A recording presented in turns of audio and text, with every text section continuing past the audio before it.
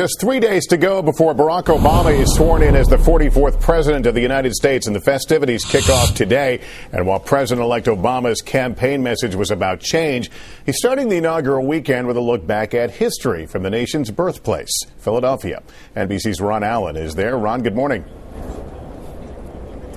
Good morning, Lester. Yes, President-elect Obama has said that his inauguration will be the most open and accessible to the public ever. And the event here at Philadelphia's historic 30th Street Station kicks things off. Obama and his family will be joined by some 200 campaign volunteers, selected because of the unique contributions they made to help Obama win. Now, they'll all get on a special train here in Philadelphia, journey south to the nation's capital for the inauguration. A train journey steeped in history and tradition, with a couple of big events along the way. Philadelphia, the nation's birthplace, hosts the beginning of what Barack Obama calls the final leg of his historic journey to the White House. Starting in Springfield, Illinois, with his announcement he would run for president. Let's be the generation that says, right here, right now. Ending on Inauguration Day in Washington, before perhaps the largest crowd ever to witness America's peaceful transition of power.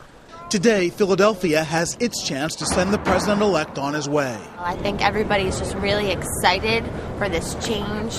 I think everybody has faith in him that things are going to start looking up for America. I'm just overwhelmed myself. You know, it's a very historic event.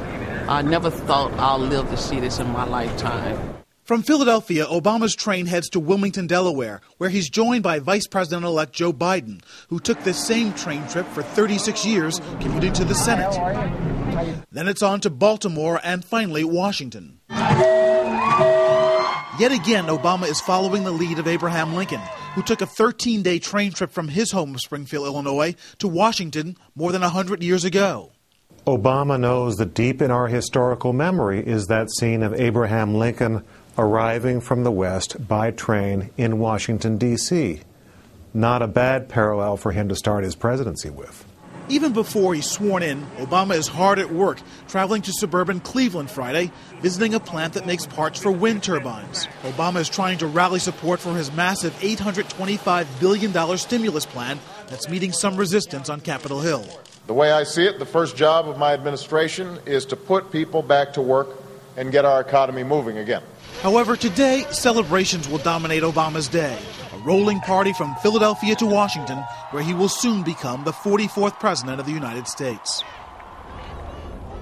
Now, this is not an express train. Obama is going to make a couple of stops. He'll make a speech in Wilmington, Delaware. There's also a big event planned for Baltimore, Maryland. Perhaps 100,000 people will attend there.